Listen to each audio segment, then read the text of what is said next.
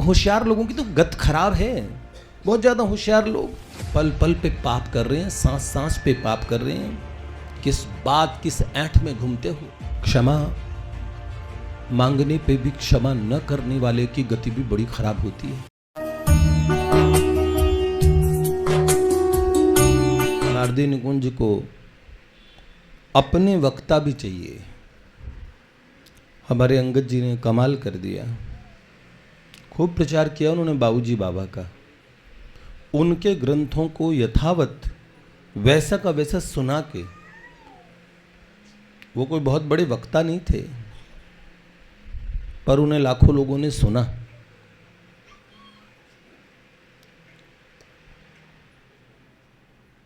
परम पूज्य भाई जी बाबा स्वामी जी सेठ जी के विचार पढ़ते पढ़ते कितने संतों की वार्ताएं उन्होंने कही। अपना एक चैनल है नित्य प्रेम रसधारा, नारदी निकुंज की तरफ से ये प्रयास बहुत अच्छा रहा प्रचार का। कोई बालक आगे आया और उन्होंने खुद सत्संग पढ़ पढ़ के, इसमें आलस का त्याग करना पड़ता है, दीर्घ सूत्री नहीं होना पड़ता। प्रहलाद जी सुबह जागते हैं तो मुझे पाते हैं कि मैं आजकल गीता सेवा ऐप आ गई है जिसमें बहुत सारे शास्त्र हैं।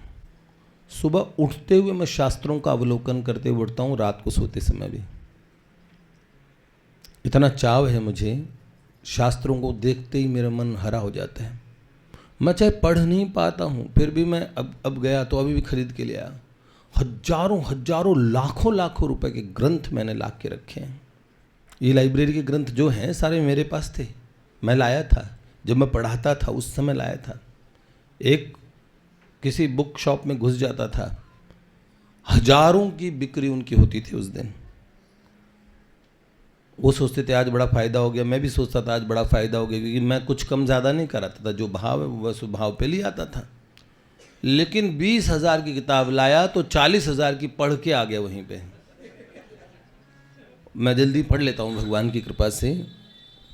तो वहाँ जो ग्रंथ मुझे लगा बच्चों के काम के नहीं हैं, मैं खुद पढ़ लूँ उन्हें, तो वहीं दुकान पे बैठ के उन्हें वैसे का वैसे पढ़ लेना। और वो मुझे बाकायदा अच्छे चेयर, आप बैठिए बैठिए। वृंदावन में खंडेलवाल जी वगैरह अच्छे से जान गए कि गुरुजी आएंगे तो खूब सारी किताबें खरीदेंगे। इतना सुख मिलता है शास्त्रों को पढ़ के। स्वाध्याय तपस्त्यागो, स्वाध्याय एक साधना है। हम विचारों के मामले में बड़े गरीब हैं। अनर्गल विचार बहुत आएंगे पर अच्छे विचारों को इंपोर्ट करना पड़ेगा। इंपोर्ट, आयात। अच्छे विचार लाओगे, महापुरुषों के चरित्रों को पढ़ो। दिन बिरथा जा रहे हैं। चाणक्य जी कहते हैं आयुषः आयुषः क्षणम एकोपि नभ्य स्वर्ण कोटिभिः सचै निरर्थकम नीतम कानु हानिस्ततोधिकः।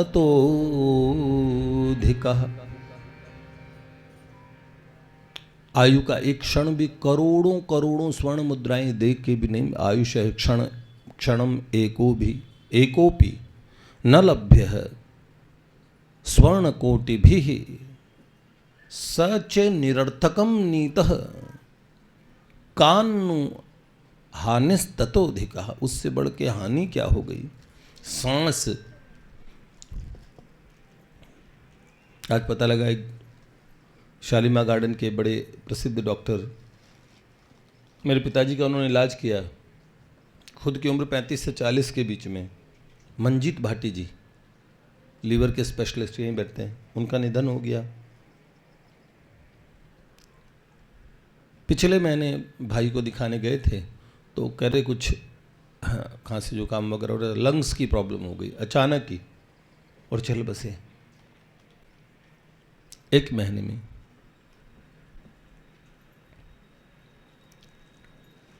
कोई बड़े बूढ़े का हिसाब नहीं है। ये भैया बैठी हैं, इनका बच्चा छोटा, उनका बेटा लगभग हो गया होगा 30-35 का, 30-35 होगा, 30 का होगा। छोटा हमने बचपन में उसे खिलाया है, उसको मुंह में इधर कैंसर हुआ, यहाँ से मांस काट के यहाँ लगा दिया, फिर अब इधर हो गया बच्चे को। माता के हृदय पे क्या बीतती है। कल माता जी रो रही थी, मुझे उन्होंने बताया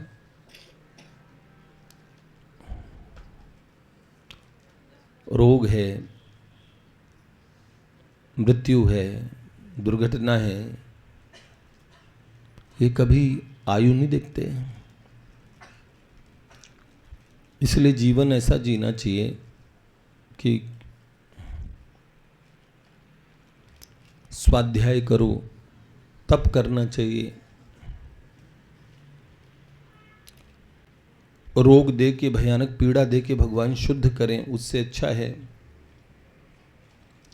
अपने शरीर को स्वयं तपाएं। ब्रह्मानंद जी का भजन है, विषयों की तीव्र आग में जलता ही जा रहा, विषयों की तीव्र आग में जलता ही जा रहा,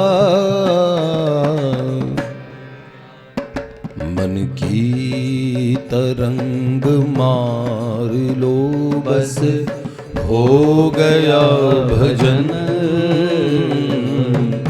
हो गया भजन। आदत बुरी सुधार लो बस, हो गया भजन, हो गया भजन। दृष्टि में तेरी खोट है, दुनिया निहार ले। दादा हमारे गाते से,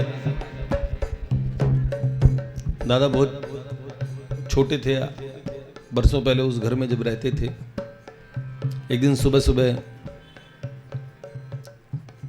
स्नान घर से इनके आवाज आ रही थी, तीनों लोकन ते न्यारी राधा रानी। मैं ठहर गया, मैंने कहा बलराम जी आप और गायन, आप तो गाते हैं। फिर यहां मंदिर में उनसे कीर्तन कराया, उन्होंने गाया, कमाल कर दिया है? तो ये एक दिन मैंने इन्हें गुनगुनाते सुना था, दृष्टि में तेरी खोट है, दुनिया निहार ले। गुरु ज्ञान अंजन धार लो बस, हो गया भजन, बस हो गया भजन। एक बहुत अच्छी बात, दुनिया को देखने के लिए आंखें ले आओ, गुरुदेव के चश्मे से देखो। आज हमारे चश्मे से नहीं देखोगे, अपने चश्मे को लगाओगे, बहुत नुकसान उठाओगे। इस गलतफहमी में न रहो, आप क्या जानो दुनिया क्या चीज है। ज्ञाते तत्वे कह संसार है। कोशिश तो यही करनी चाहिए बार बार, दुनिया तुम्हें बुरा कहे पर तुम करो क्षमा। कितनी बड़ी बात है। हम क्षमा करना पसंद नहीं करते। अपने जीवन में क्षमा नहीं उतरेगी, बार बार क्षमा करना पड़ेगा।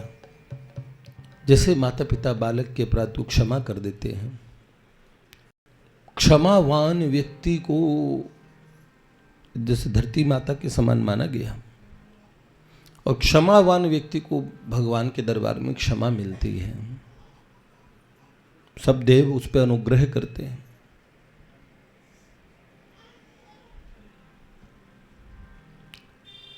अपने जीवन की धारा तो ऐसे चलती है कि हम किसी को क्षमा न करें, और हमने जो किया तो ऐसे हो गया, हमसे तो हो गया, गलती हो गई, क्षमा कर दो, बस हो गई गलती। अपनी गलती पे तो हम चौड़े होके आएंगे।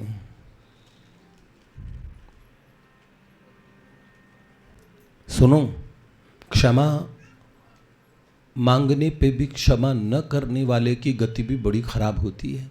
अध्यात्म की दृष्टि से नहीं, उसे परलोक में भी दंड का भागी हो रही, यहाँ भी उसे क्षमा नहीं मिलती।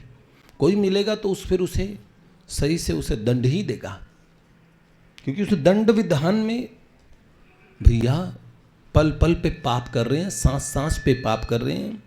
किस बात किस ऐंठ में घूमते हो, इतनी गलतियां इतने पाप करके बैठे हो, उन पापों को भोगते भोगते उम्रें निकल जाएगी, इतने पाप करके बैठे हो। इसलिए परमात्मा से नित्य क्षमा मांगो, और क्षमा मांगने का अर्थ है क्षमा पाणी। क्षमा मांगो, और जीवन में क्षमा मांगने का सबसे अच्छा तरीका है क्षमा करो। दुष्टता से देखो, सुनो, सांपिनी सांप ये भूलते नहीं है। विषैले जीवों में जब विष भरा होता है ना, उनके अंदर क्षमा नहीं होती, क्षमा नहीं होती। वृक्ष को क्षमा का स्वरूप माना गया है, पत्थर मारने वाले को भी फल देता है। महाराज रणजीत सिंह जा रहे थे,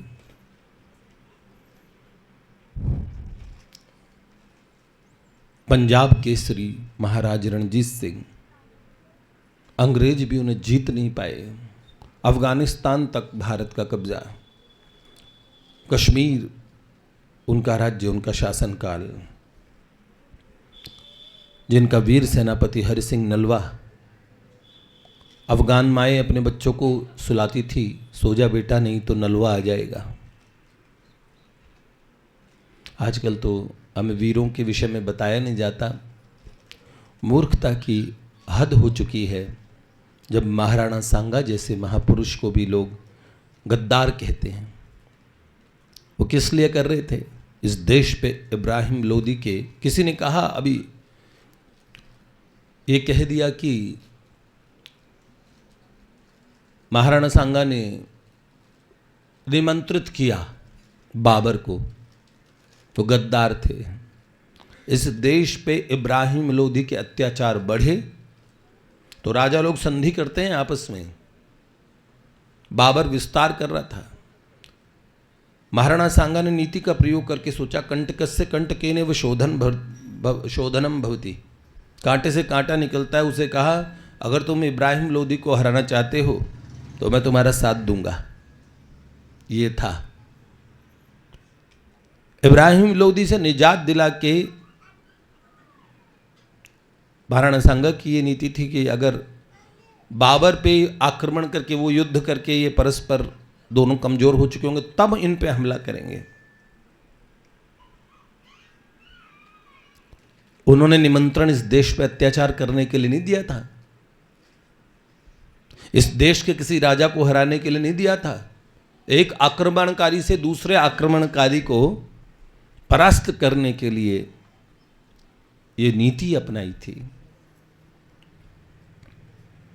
क्या ऐसे में गद्दार माना जाता है उन महापुरुषों को? बाबर इसको खानवा के मैदान में, बयाना के मैदान में देखा, क्या योद्धा है राणा सांगा। 80 घाव शरीर पे। हमारे तो एक अंग कट जाए, उंगली कट जाए तो फिर जिंदगी भर बचते हैं लड़ाई बड़ाई से, आंख फूट जाए।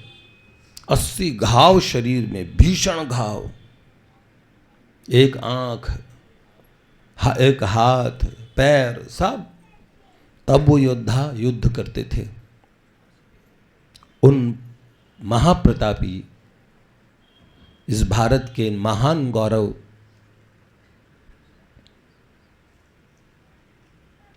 लोग महाराणा प्रताप की प्रशंसा करने से डरते हैं, शिवाजी राजा की प्रशंसा करने से डरते हैं, संभाजी महाराज की प्रशंसा करने से डरते हैं, गुरु गोविंद सिंह जी की महाराज की और उनका यशोगान लोगों के मुख से नहीं होता। बड़े दुख की बात है,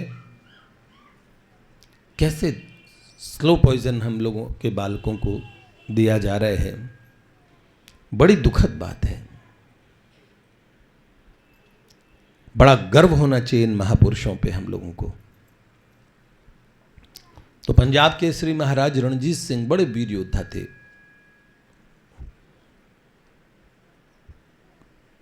एक बार वन में गए, एक पत्थर बड़ी तेजी से आके लगा,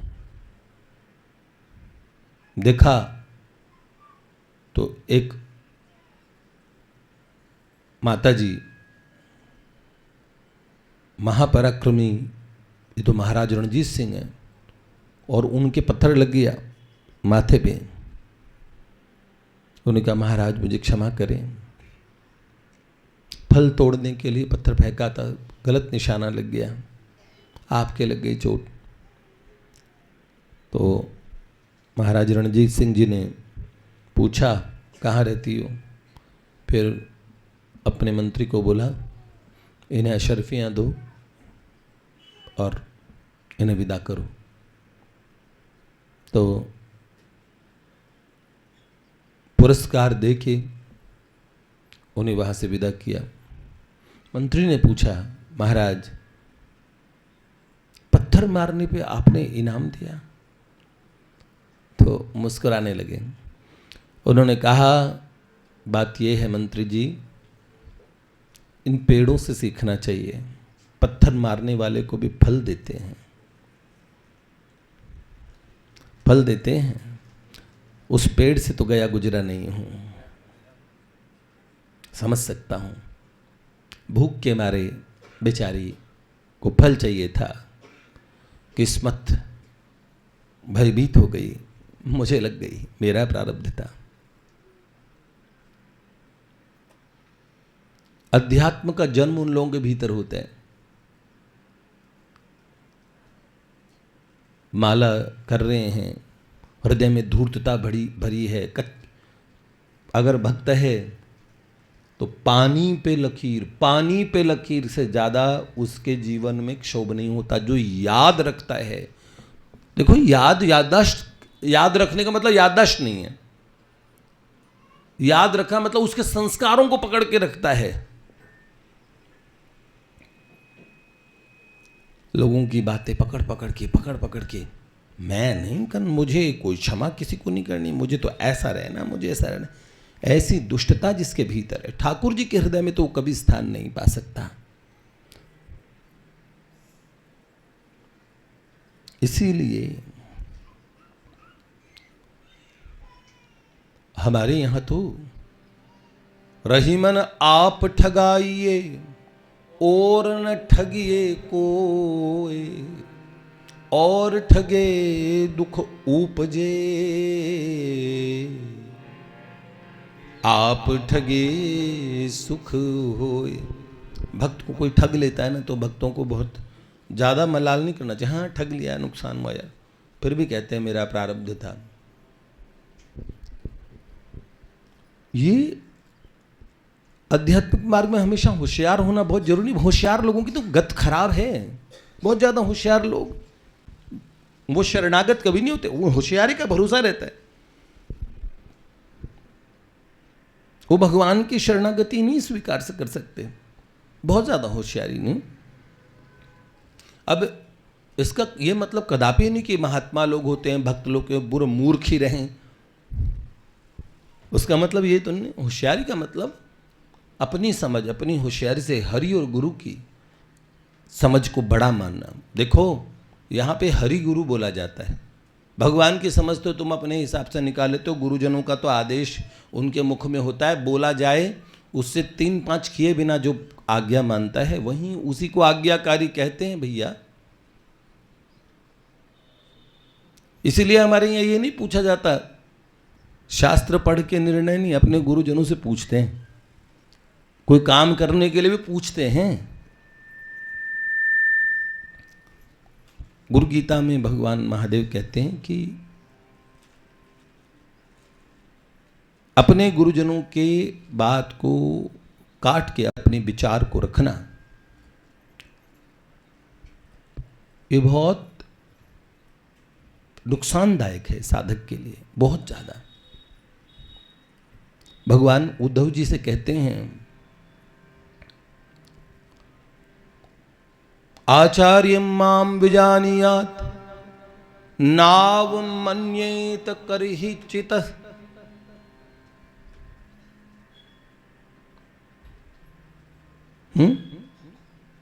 आचार्य का स्वरूप, मेरा स्वरूप माने, उनके आदेश को मेरा आदेश मान के नाव मन्येत करहि चिता, उनकी अवमानना कभी नहीं करनी चाहिए। इसलिए हमारे यहाँ गुरु जी को बोलते हैं, उनकी परछाई नहीं लांघते, उनकी सब चीजें। आनंदमयी माँ के पूज्य पतिदेव भोलानाथ जी, उन्होंने माँ का शिष्यत्व ग्रहण किया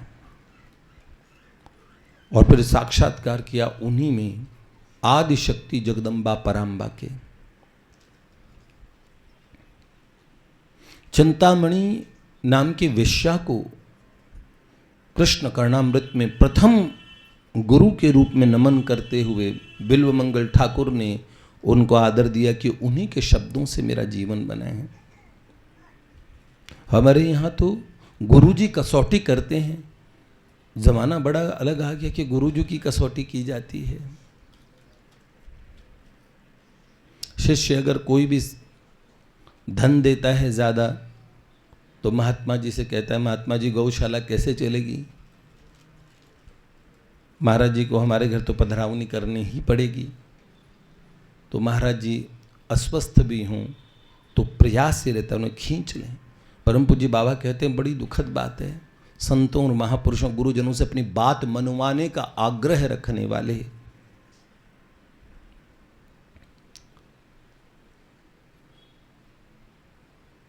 सही चीज है। किसी जगह जब आते हैं, हम आध्यात्मिक मार्ग में प्रवेश करते हैं तो अपने गुरुजनों के अनुगत बनने आते हैं, उन्हें अपना अनुगत बनाने नहीं आते। इसलिए जब इस मार्ग पे चलें तो वो दृष्टिकोण लाएं। गुरु अज्ञान तिमिरांधस्य गाने से कुछ नहीं होगा। ज्ञानांजन शलाकया चक्षुर उन्मिलितम येन तस्मै श्री गुरुवे नमः। गुरु जी की स्तुति में तो बहुत बात।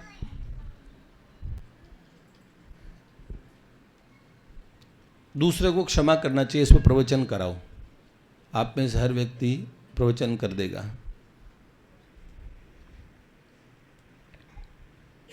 क्षमा कितना करेगा? पत्थर की लकीर मूढ़ लोगों की होती है, मतलब सब जड़ बुद्धि है, जड़ बुद्धि। यहां पत्थर पड़े हैं और मूढ़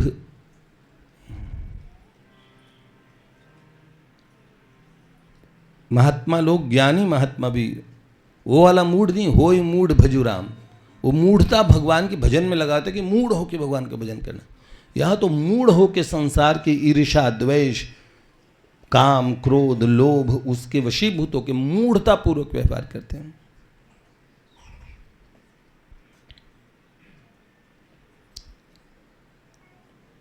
बड़ी सुंदर बात है।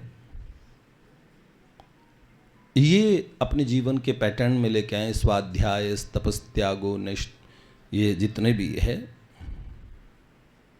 ये सब साधन हैं, साधना के, उपासना के अंग हैं। और सबसे बड़ा अंग है सत्संग। सत्संग अंगी है। सत्संग से ही सब सुन सुन के तो मन में जन्म लेती है बातें। हाँ भाई, आप समझ रहे ना? इसलिए सत्संग जरूर करना चाहिए। प्रहलाद जी सत्संग हम इन्हें बोलना नहीं सिखाना चाहते। वक्ता की हालत बड़ी खराब होती है।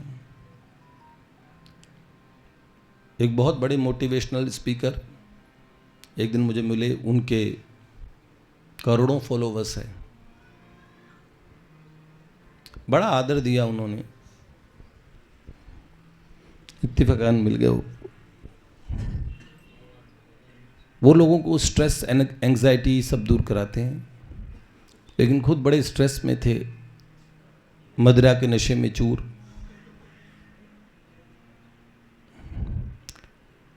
स्ट्रेस से ओवरकम कैसे करें?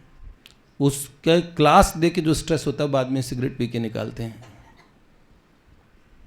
ऐसा होता है, सारे नहीं होते, क्योंकि जीवन में सूत्रों को अपनाने से उनका सुख मिलता है। सूत्रों को कहने का सुख तो है। अपने जीवन में ठाकुर जी जानते हैं, साधना काल के बाद में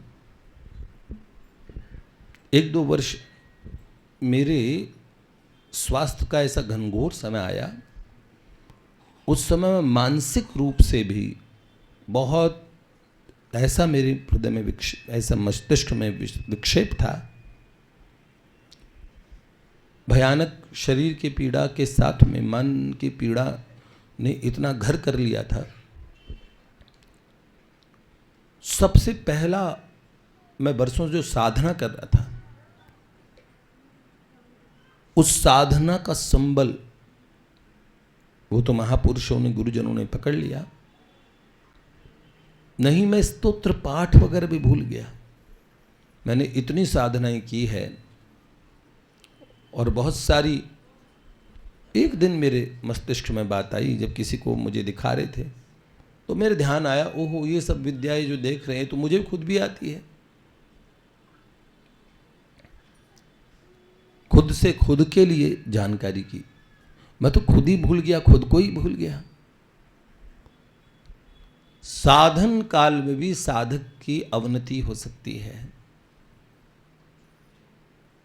भगवान भूल जाएं और शरीर का कष्ट ध्यान रहे, कष्टों में तो ज्यादा स्मृति होनी चाहिए।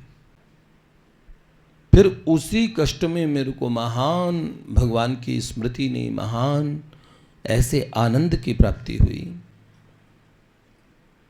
मैं शब्दों में नहीं कह सकता। फिर वो कष्ट वैसा बना रहा, मैंने ना शरीर पूछा, ना संसार पूछा, क्या है कैसे है, ये डिपार्टमेंट ही खत्म कर दिया। सही होऊंगा कि नहीं होऊंगा ये भी पूछना बंद कर दिया। जो मुझे संकेत मिलते रहे मैं उन पे चलता रहा। उस काल में जीवन की सर्वोच्च उपलब्धि को पाया, उस काल में जिसमें, और उसी काल में अपना सबसे ज्यादा पतन देखा पूर्व में, कि ना भगवत स्मृति है, केवल शरीर शरीर शरीर, उसका कष्ट, यही ध्यान। बुद्धि में तो मान लो पत्थर पड़ गए। अब मुझे बताओ, बरसों से निष्ठापूर्वक साधना करने के बाद में भी खोपड़ी गड़बड़ हो सकती है। किसके भरोसे हो? आश्रय भगवान का लेके रखते हैं तो भगवान ने कैसे संभाला, संभाल लिया, अपनी स्मृति कराई। ऐसा ही आप लोगों को कहना चाहता हूं, पंडित और मशालची इनको सूझे ना।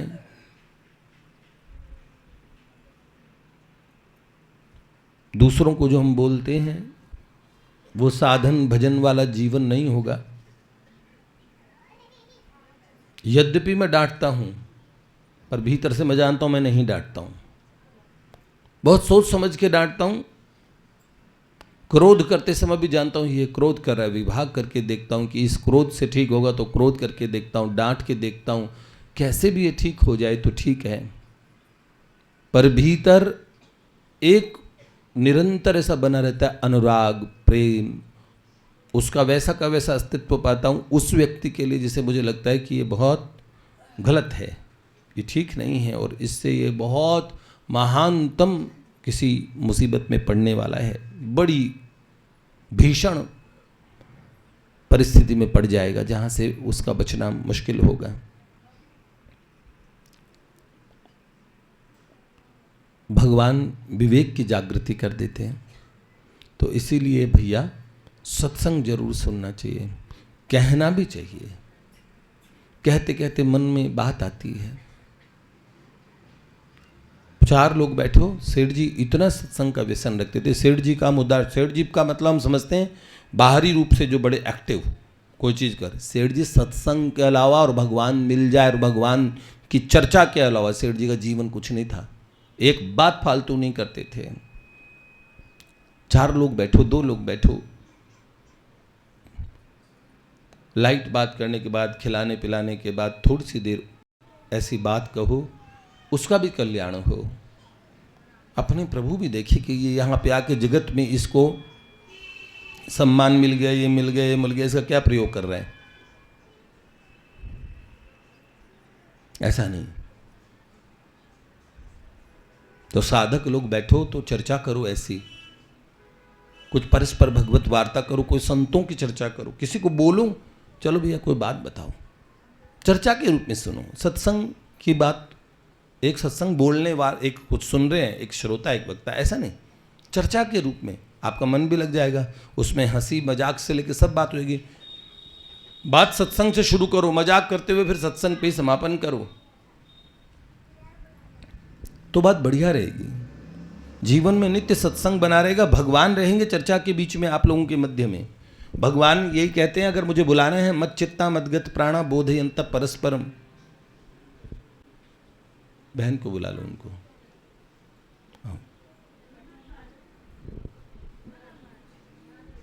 थोड़ा थोड़ा आगे हो जाओ, इधर बहुत जगह आगे हो जाओ, बुला लो।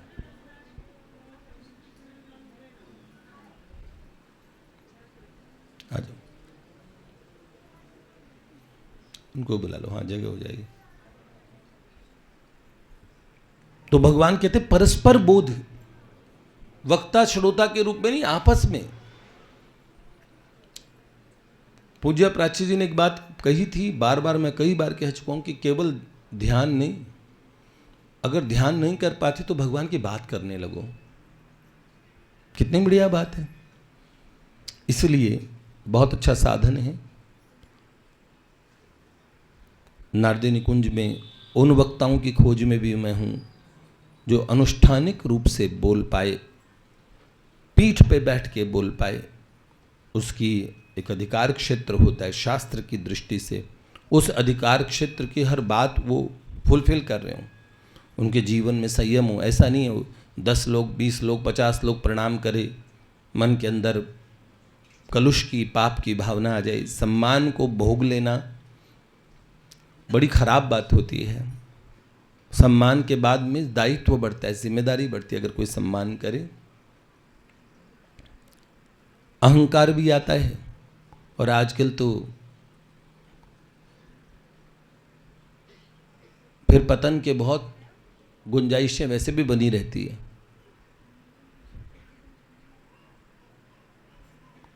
बहुत खतरनाक है ये मार्ग, इस पे चलना, समझ रहे हैं ना। एकदम बाबा कबीर का कल एक दोहा पढ़ रहा था, एक कंचन और एक कामनी, दुर्गम घाटी दोए।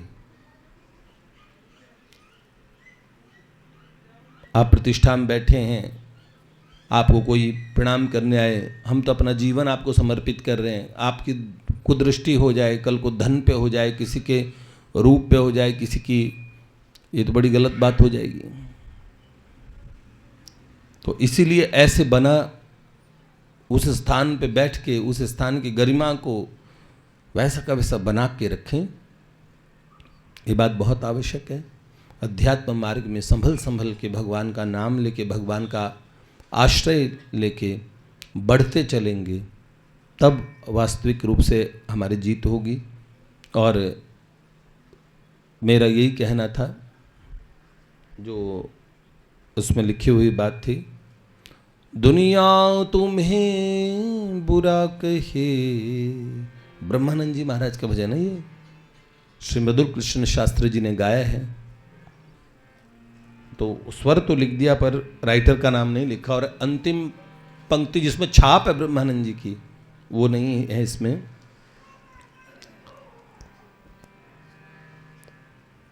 दुनिया तुम्हें बुरा कहे पर तुम करो क्षमा, वाणी को भी संवार लो, बस हो गया भजन। वाणी को संवार लो भैया। वाणी बोलें, ऐसी बोलें। अगर हम बहुत ज़्यादा साफ बोल के दूसरों को दुख पहुंचाते हैं, साफ सुनना पसंद करते हैं, अभी मैं हमेशा ये बात आग्रह करता हूँ, इसलिए दूसरों को साफ साफ बोल के हमें कहने का अभ्यास हो तो सावधान रूप से कहो भैया, मुझे साफ साफ कहो। अगर हमें किसी की बात का अच्छा बुरा नहीं लगता, कोई हमें कुछ भी कह दे, अगर हम बिदकते हैं और हम बुरा लगता है तो दूसरे से ये भी पूछें कि हमारी कौन सी बात का तुम्हें बुरा लग रहा है, हम वो ध्यान रखेंगे। क्यों? वाणी को भी संवार लो। कुछ लोग होते हैं गलती सारे ब्रह्मांड की मिल जाएगी पर उनकी गलती नहीं होती, बेचारे वो केवल विक्टिम होते हैं, प्रताड़ित। उनसे ज़्यादा दुख किसी ने नहीं पाया होता है, हालांकि उन्होंने किसी को दुख दिया होता है तो वो कभी नहीं पूछते कि क्या मैं भी किसी के दुख का कारण हूं। नहीं, ये बात हो तो ऐसा, ये तो है ऐसा, ये इस बात पर ऐसा। साधक तो नहीं हो सकता, वो कुछ भी होगा, बहुत बड़ा पद ओहदे वाला हो सकता है, कुछ भी हो सकता है, बड़ा विद्वान हो सकता है, साधक नहीं। साधक एक ही चीज़ ढूंढता है, कहीं ऐसी सी बात हुई, कहीं मेरी तो कोई गलती नहीं थी। साधक तो अपनी गलती पूछता है, साधक नहीं हो सकता। और साधक ही नहीं है तो भक्त तो बहुत आगे की स्थिति है। और भगवान की प्राप्ति तो उन लोगों के लिए समय की बर्बादी है। जाना है सबको एक दिन, दुनिया को त्याग कर, जीवन को तुम संवार लो, बस हो गया भजन, हो गया भक्तवत्सल भगवान की जय।